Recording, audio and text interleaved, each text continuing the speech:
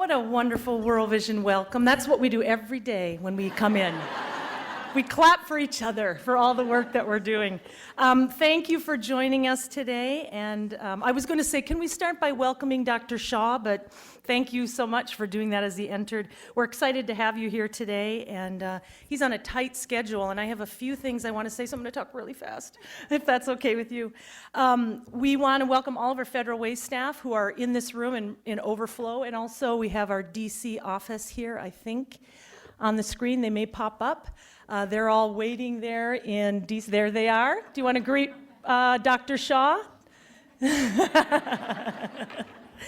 We also have many staff around the country who are on the phone as well, and we're really excited for this day. We're so honored that you came here to the Puget Sound.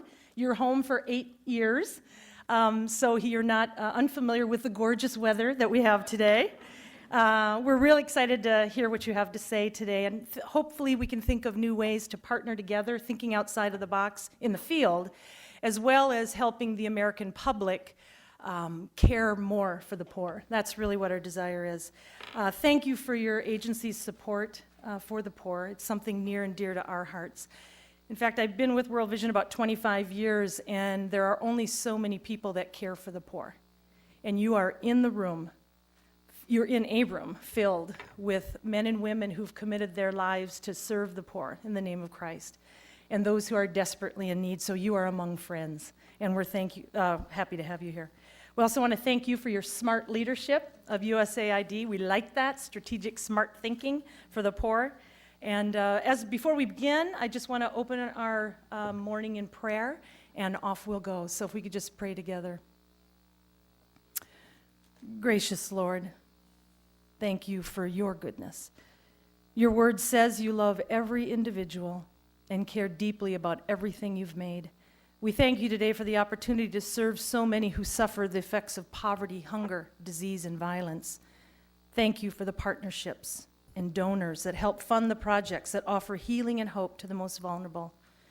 We ask you to bless them today for their generosity on behalf of the poor, and allow us to continue to be your hands and feet, helping children, families, and their communities to experience your love through our work. In your name we pray. Amen. As you know, Dr. Shah, Rich is not here, and he was very sad to miss you. So before he hopped on the plane, recorded a video greeting, which we'll see in a moment. But first, I just wanted to say a couple of words and just introduce you to a little bit more information about our global organization. I know you know our U.S. office, but I want you to be sure to walk out of this building knowing that we're a global body. First, World Vision serves all people, regardless of religion, race, ethnicity, or gender, and we do it with joy. More than 90% of our 40,000 staff are local, working with the neighbors next door in nearly 100 countries.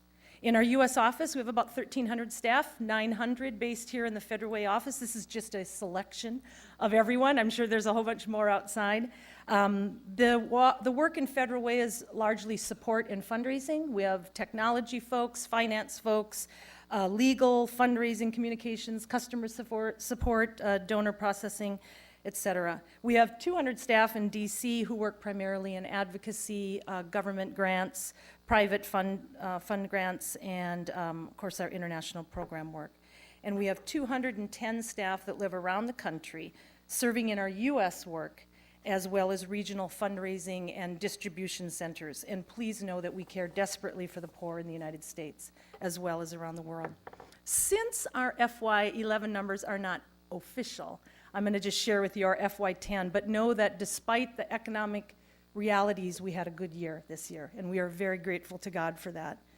The partnership raised $2.6 billion in private cash, gifts in kind, and grants, and of that total, the U.S. office was responsible for over $1 billion.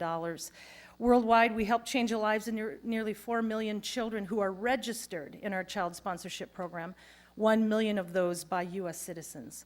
But of course, globally, with all of the work that we do in all of our sectors, we impact tens of millions of people every year. Our office partners with more than 1.1 million private donors, and this is very important, they are in every congressional district. Last year, we worked with more than 15,000 churches, 250 colleges and universities, 1,800 corporate donors, including Microsoft, Tom's Shoes, McKesson, Procter & Gamble, and more. And we accomplish the work through 2,500 projects through our holistic work in WASH, health, agriculture, economic development, child protection, and more. And we devoted nearly $550 million to humanitarian projects around the world, the emergencies that we work with. We're honored to be the World Food Programme's largest global partner, assisting in the feeding of 8.8 million people worldwide. In fact, we work together in 33 countries now. Our microfinance arm, Vision Fund, dispersed $418 million in small business loans to more than 638,000 people. That's about 1.3 million new jobs. And the partnership receives grants from DFID in the UK, CETA, Canada, USAID from Australia, AGH from Germany, the EU, Japan, Finland, New Zealand governments, the Bill and Melinda Gates Foundation, and many more. And our office shipped more than 34,000 pallets of new top quality products donated to us. And those went to 38 countries, and those pallets would line 8.5 miles of 40-foot semi-trucks. We're privileged to be named among the Chronicle of Philanthropy's top 10 charities, and we also align with the Evangelical Council of Fiscal Accountability, the Better Business Bureau, Interaction, and other standards groups. And my apologies for rattling off numbers so quickly. But we only have you for a few minutes, so I had to pack it in. So I hope I got it all. But in the end, for us in this room and everyone on VTC and the phone, it's not about the numbers. It's about being faithful and obedient to our call to serve the poor in the name of Christ. And we are honored to do God's work.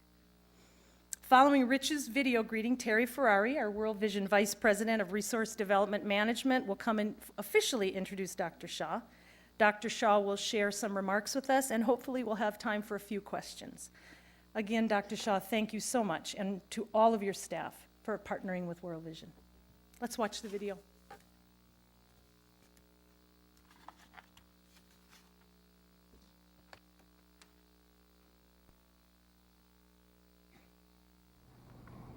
Hello, Raj. I wanted to bring you a video greeting, even though I couldn't greet you in person. On the one day, imagine, the one day in our history that the USAID administrator wants to pay a visit to our headquarters offices, I couldn't be here.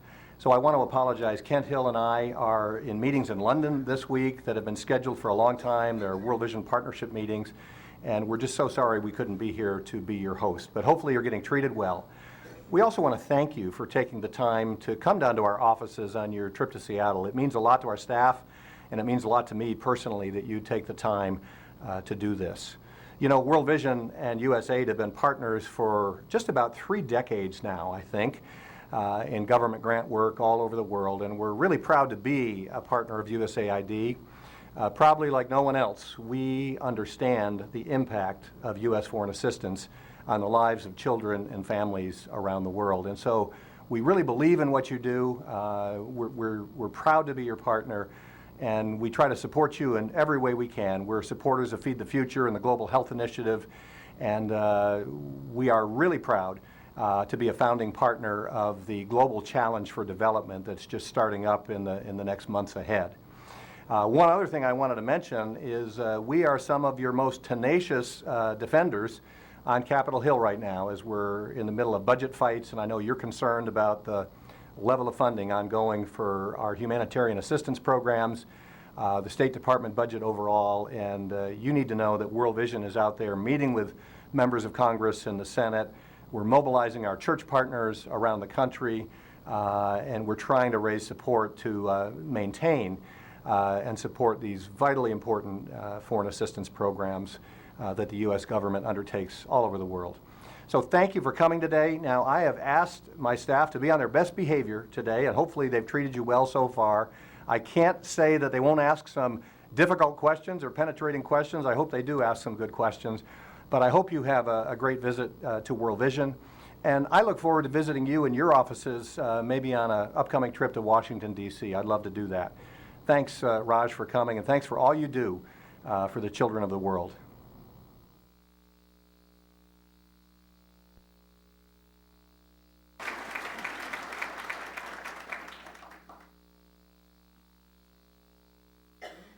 Hello, folks. It's great to see you all. Just a brief few words to introduce Dr. Shah. Dr. Shah, less than 2 weeks before the catastrophic earthquake hit Port-au-Prince, Haiti on January 12, 2010, a humanitarian crisis that many of us in this room will not forget, Dr. Shah started his term as the 16th Administrator of the United States Agency for International Development. You can imagine what that start must have been like. But even though he was new to his job, his leadership was immediately put to the test, and he worked with partners around the world, other governments, aid agencies, groups like World Vision, to provide vaccinations, water and sanitation, and a whole slew of other projects to the people of Haiti. Prior to joining USAID, Dr. Shah served as the Undersecretary for Research, Education, and Economics as Chief Scientist at the U.S. Department of Agriculture. Before he took that role in Washington, D.C., Dr. Shah lived here in Seattle and worked for the Bill and Melinda Gates Foundation, where he served as the Director of Agricultural Development and Global Development Program. He also was the Director of Strategic Opportunities and the Deputy Director of Policy Finance for the Global Health Program. Prior to joining the Gates Foundation in 2001, Dr. Shah was the Healthcare Policy Advisor to the Gore 2000 presidential campaign, and he also advised Governor Ed Rendell's transition campaign. Today, there's another humanitarian crisis that Dr. Shah is focusing his attention on, and on which we'll talk about this morning. It's the famine in the Horn of Africa. As many of you know, World Vision has been working in that region since 1975. Our plans include addressing the needs of nearly 2.5 million people in 4 countries by providing water, food, shelter, medical aid, and other emergency needs. To date, the World Vision Partnership has raised more than $44 million for this disaster. Dr. Shah will tell us more about USAID's plans in this troubled region. Dr. Shah has chosen to come today to speak to us because he's committed to working with faith-based organizations like World Vision, and he really sees an opportunity to leverage our gifts and work together. A few final words about Dr. Shah. He's originally from Detroit, Michigan. He earned his MD from the University of Pennsylvania Medical School and his master's in health economics at the Wharton School of Business, the same school that Rich Stearns attended, so you guys have go. Shah previously has served on the boards of AGRA, the Seattle Public Library, and the Seattle Community College District. He now lives in Washington, D.C. with his wife and 3 children, and we're thrilled to have him. Thank you so much for joining us.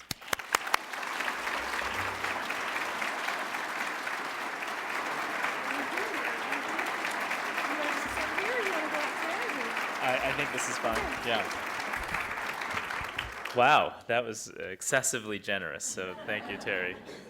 Special thank you to Rich and to Joan. I very much appreciate your comments and appreciated the chance to learn about the vast scale of good that World Vision represents all around the world. So thank you for sharing those statistics and those numbers. I also want to thank Larry and Julie for having us here and introduce Rachel Rose, who, Rachel, you want to stand up for a moment, who is now in our in USAID Center for Faith-Based and Community Partnerships, an area where we're really trying to advance our work. So thank you, Rachel, for being here. I came here to share a very brief message, and it's just thank you.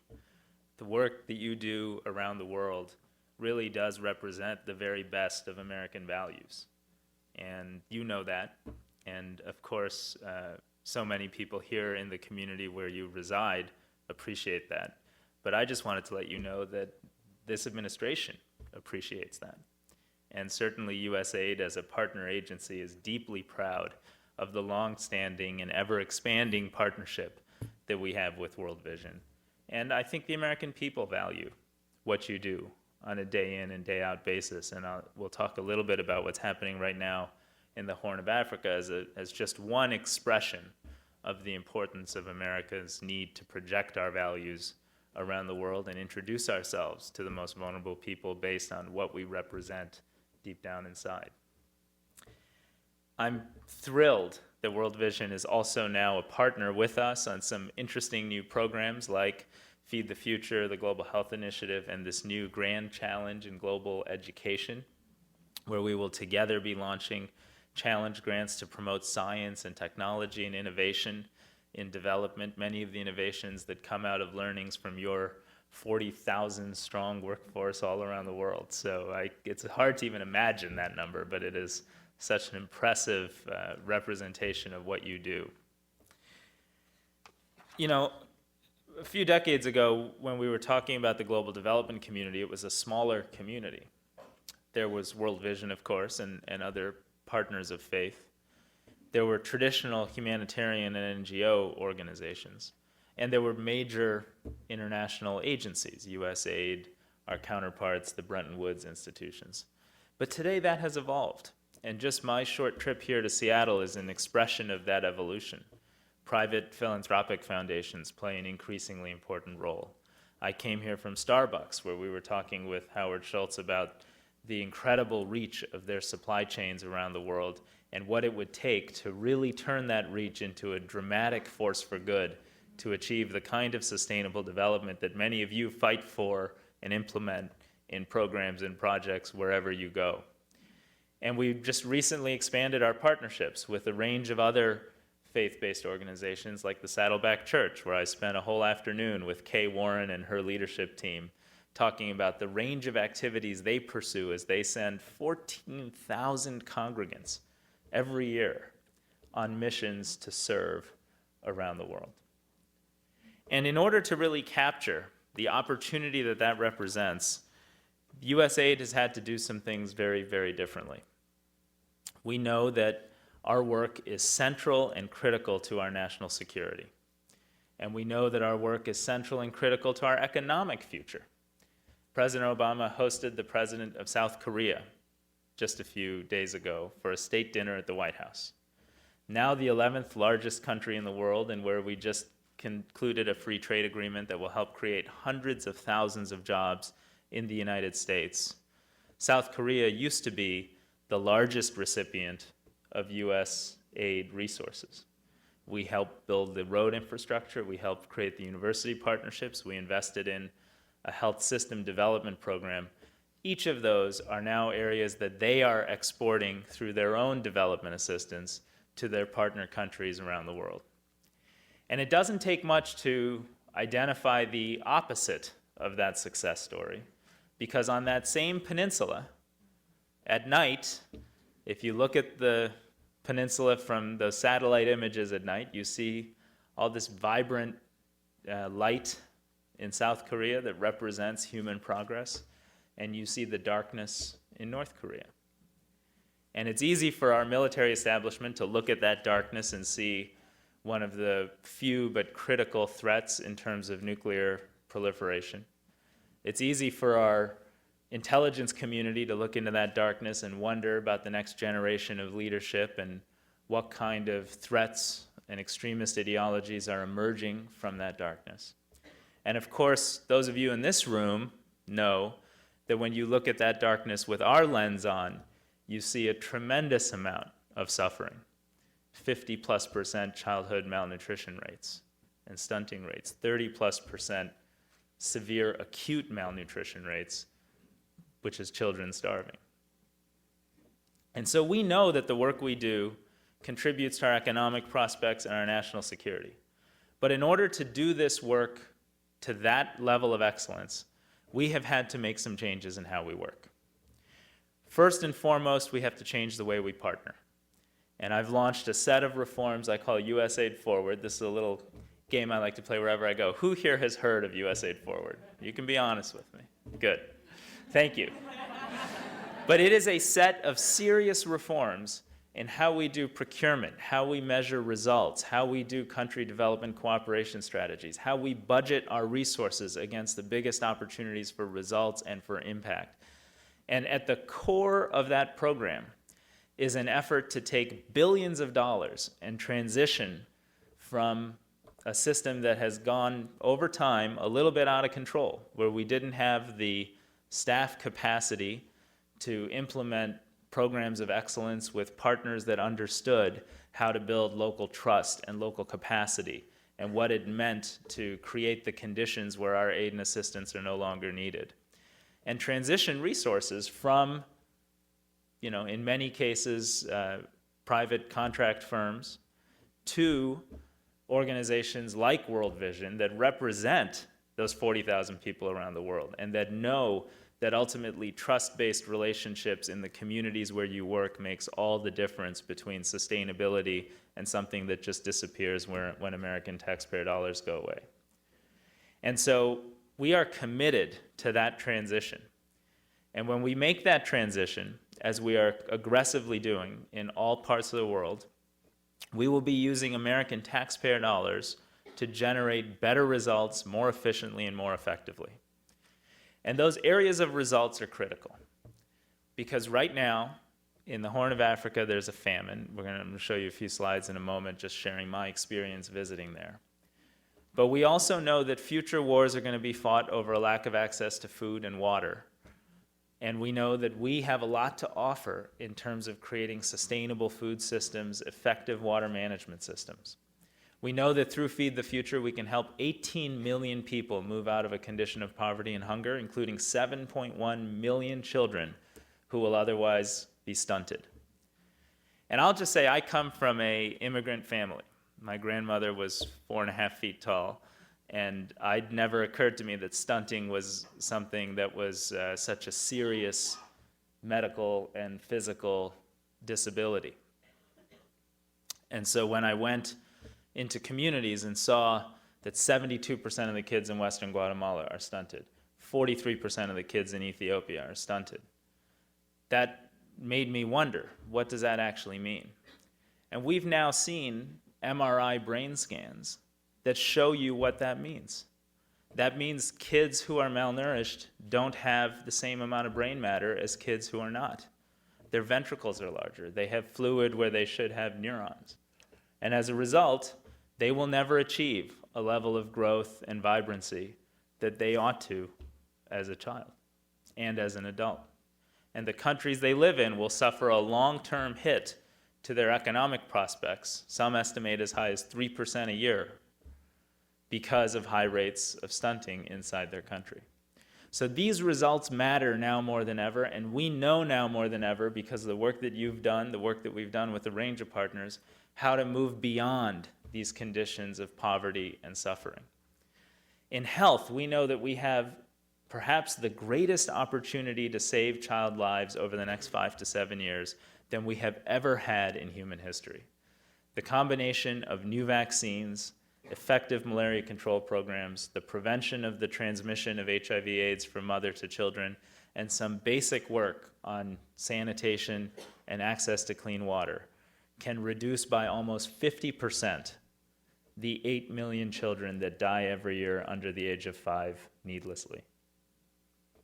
And I would just argue that you cannot have a safe and vibrant society in which to live, a safe and vibrant global community, if a child and a girl born in southern Sudan today is more likely to die in childbirth than complete a secondary education. And so it's with a great deal of respect that I come here to say thank you for what you do. And I'd like to take just a few moments to share with you some experiences from my recent trips to the Horn of Africa, because they have been moving and inspiring, but also they outline the scope and the scale of the challenge we face. Could we have some of the slides up here? So World Vision knows this map better than perhaps any other organization in this state, and I'm not going to go into it other than to say that this has been the worst drought in the Horn of Africa in more than 6 decades. That's not an opinion, that's a fact. We've known that because we had the famine early warning system established earlier that was producing this data back in October of last year, and we started to take significant actions. And those actions, like vaccinating 330,000 livestock, trucking water into pastoral communities, introducing livestock purchase and meat distribution programs, have helped nearly 4.5 million people in Kenya and Ethiopia suffer through drought but avoid famine, which of course, as you know, is not a weather condition or a condition of food access. It's a rate of death for children. It means more than two kids die out of 10,000 people every single day, every day. Then there's Somalia. And in Somalia, and precisely those areas that are under al-Shabaab control, or their affiliated militias, we have an acute famine. And that acute famine has meant that nearly 30,000 children, the UN estimates 29 to 35,000 children, have died in the last 3 months. And now we know that 750,000 are at risk of death over the next 6 months. Because again, as World Vision showed us through some of the studies that were done on your work in 1991 and 1992, when rains come and waterborne illnesses ravage deeply malnourished communities, that causes a higher death rate than actual acute malnutrition itself. So when the world thinks the problem is solved, it's going to get worse. Could I have the next slide? This is an intake center at the Dadaab refugee camp in southern Kenya. There are now 490,000 people at this camp, 1,500 joining every day. The camp was designed decades ago to hold about 80,000 people. These women and children, many of whom I had a chance to speak with, have walked 70, 80, 100 kilometers, often with children in their arms, to come for safety, for food, for medicine. And I met a woman in this line who actually had to choose which of her children to carry because she couldn't take both. And these are the kinds of things that we need more Americans to see, because we know that when Americans see this, they react quite strongly. Could I have the next slide, please? This is a medical center right next to that intake center. And you see a child who's too weak to be fed by mouth, so they're getting food through a nasogastric tube and getting oral rehydration. We know these medical interventions save a lot of lives, so right now we're pushing significant health and medical interventions, vaccinations, oral rehydration, nursing care, medical care, as aggressively as we possibly can. We think we vaccinated more than 1.5 million children, which will save more lives than perhaps any other action we've collectively taken. But it wasn't until after I had talked to this woman that I kind of observed that earlier that day she had lost her other child, who was on the bed wrapped up. Could I have the next slide, please? But there is hope even in this tragedy. And it gets back to doing things differently. We're now working with PepsiCo, the Pepsi company, in Ethiopia to reach initially 30,000 chickpea farmers in Ethiopia. And they're going to produce chickpeas, and they're going to move themselves out of poverty because they're going to sell those chickpeas to Pepsi. The World Food Program is going to buy about half of the product and create a plumpy nut-like paste that will nourish these children. And Pepsi will sell the rest of the product in their newly emerging Africa business.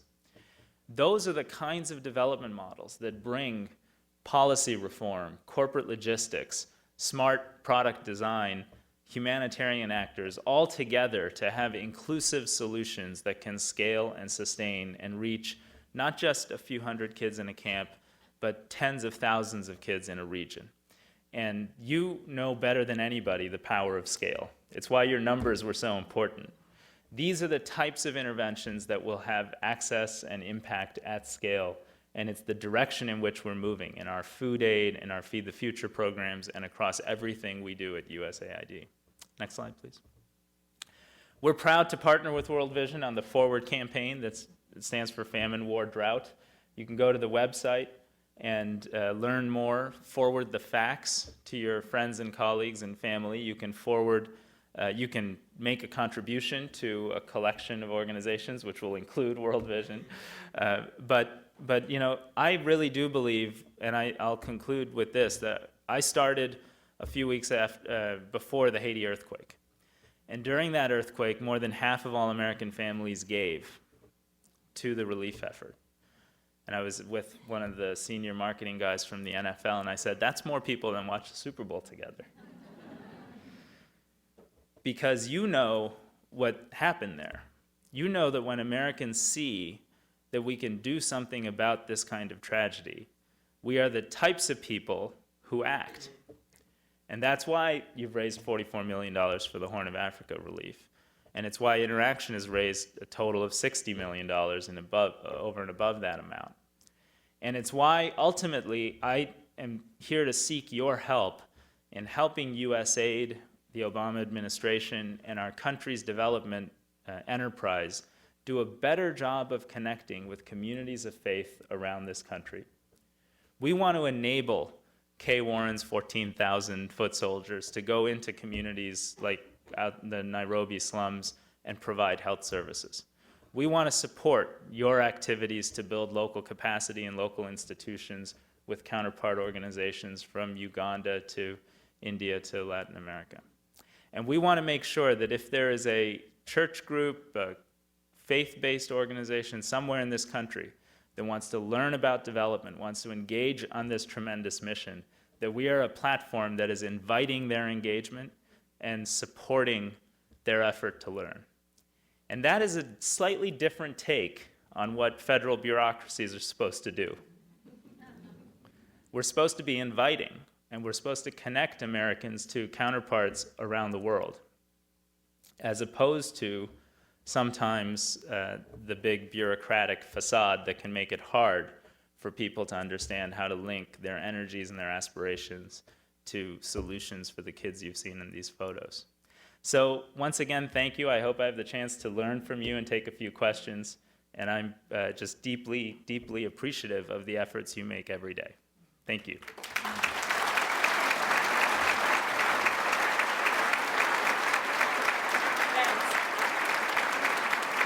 Thank you. Well, we only have a few minutes before Dr. Shah is going to have to go. So, and I know we have lots of questions. So we're going to go immediately to our office in Washington, D.C. Hopefully we can link with them. Would you ask your question and introduce yourself when you come up to the mic? That would be greatly appreciated. Thanks so much. Ah, okay. Paul, we can't hear you. We get a question? Okay. Maybe because in the challenge? This is when technology really lets you down. So why we struggle with getting hooked up in Washington, D.C., why don't we go immediately to a couple questions? Are we all set now? Go ahead. Let's see if it works. Morning, everyone in Federal Way. Can you hear me? All right, technology does not fail us.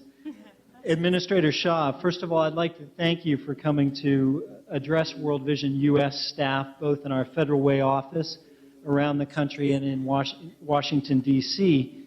I'm the Senior Director for the Food Security and Livelihoods team at World Vision based in Washington, D.C.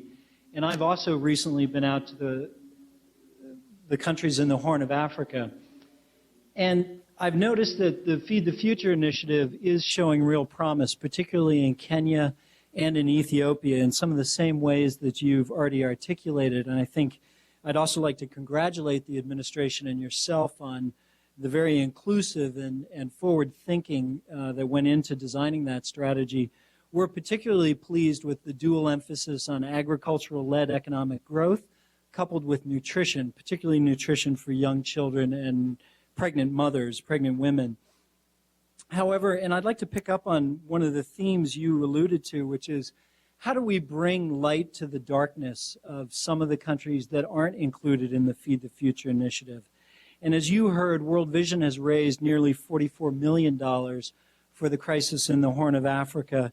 And I'd like to hear from you your thoughts on how World Vision and the USG can partner together to address any particular priority investments in those countries or those regions of countries that may be left outside of the Feed the Future focus areas, either geographic areas or particular value chains and industries that are of interest. Thank you. Well, thank you, and I appreciate the depth of the question. I think in the spirit of time, I'll try to be brief and address it. Look, it's always difficult to make strategic choices, especially in this field more than any other, because in this field, when you make a strategic choice, you're basically saying there are vulnerable people that we could help that we're going to choose not to help. And you have to understand why you'd make that choice. And the reason is You make that choice because you think the focus on the priority countries requires the intensity of engagement and investment and can generate success at a far, far greater scale. And when we use that lens, we in fact focused on 20 Feed the Future countries. Within that, an even smaller subset of immediate priority countries. We asked those countries to double their local investment in agriculture, to make a series of reforms to enable private sector-led agricultural growth and women-led agricultural development. And we said we would then partner with all parties in that context. Had we said we would work everywhere on every value chain, I would be unable to stand here and say that I'm confident that Feed the Future will move 18 million people out of poverty and 7.1 million people out of a state of malnutrition. So that's the rationale for our strategic focus, and I feel very strongly that we will continue in every area of work to maintain that kind of focus.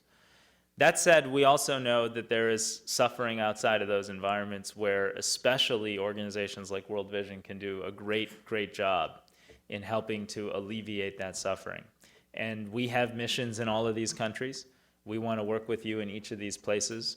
And I think we can have a country-by-country dialogue to enable your efforts and the funds you raise to be deployed as effectively as possible.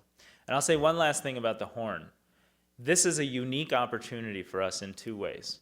One is we've probably never had the chance so quickly to save so many lives by doing the right things right now.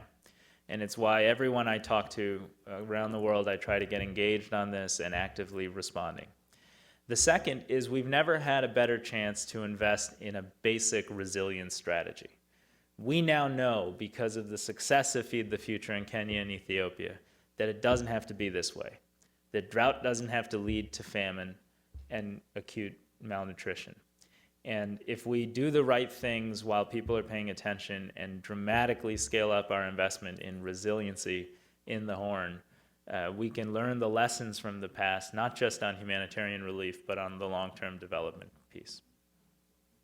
Do you have time for one more question? Sure. Okay. Since we have Washington connected, let's go for one more question in Washington.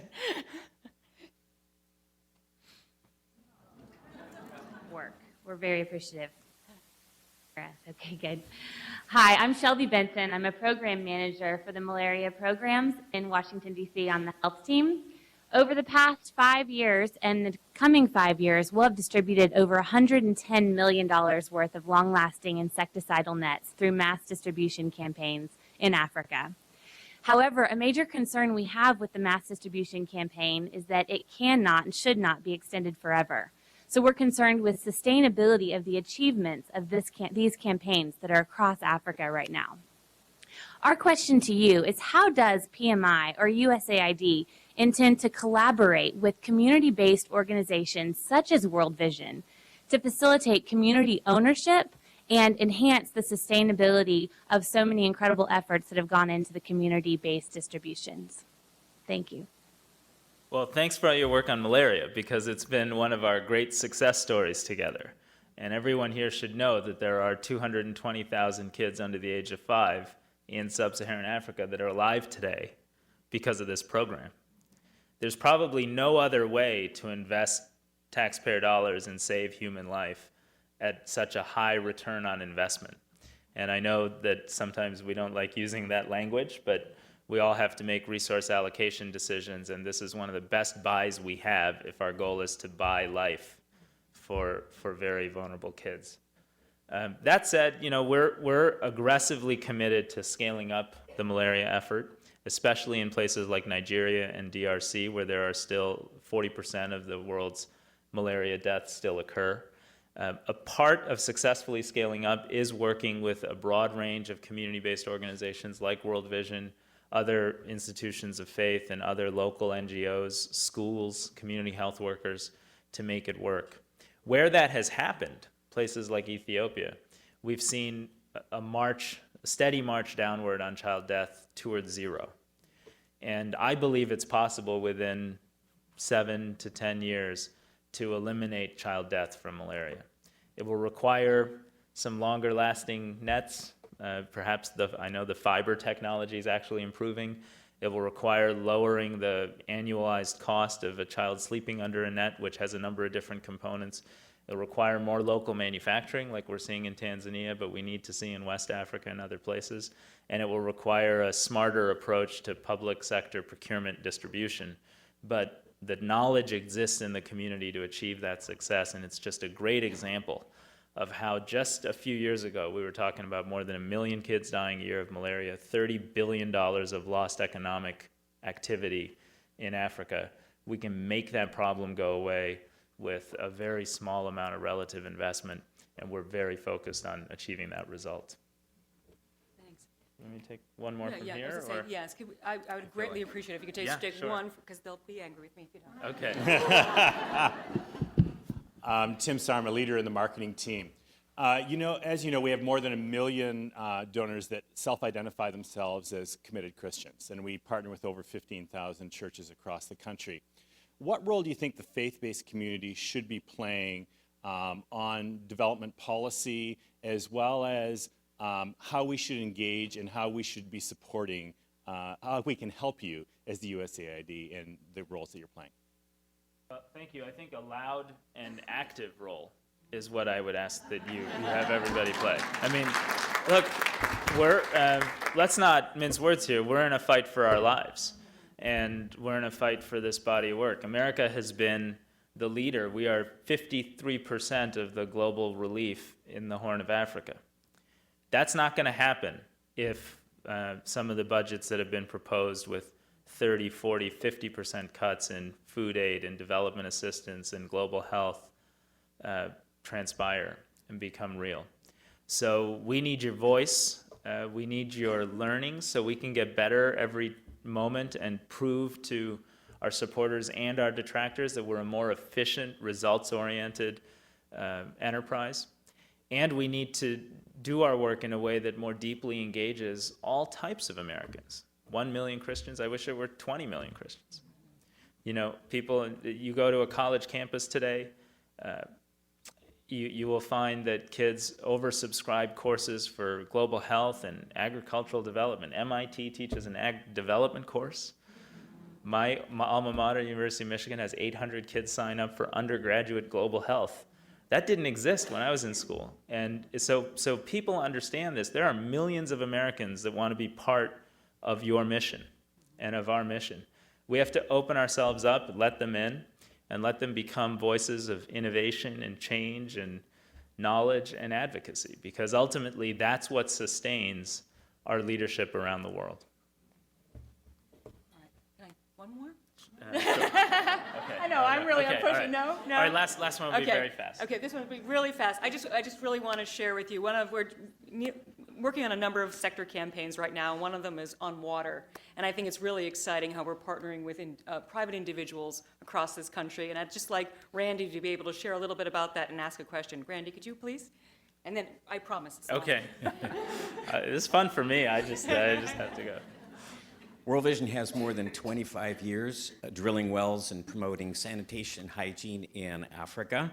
It was USAID that gave us our start in 1985 after the Africa-wide famine with a 5-year, $6 million grant. We're very grateful for that, but we've had to carry on since then, mostly with private funds. A year ago, World Vision launched a major expansion of our WASH campaign, targeting 6 million people over the next 6 years in 10 African countries. The budget for this is $320 million, of which we've raised commitments for about $90 million. Most of that private funds.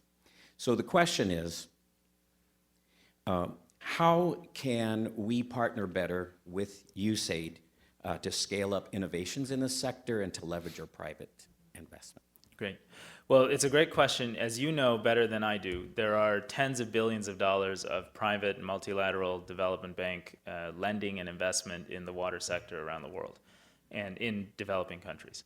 And we as a bilateral grant donor have a unique role to play in that space.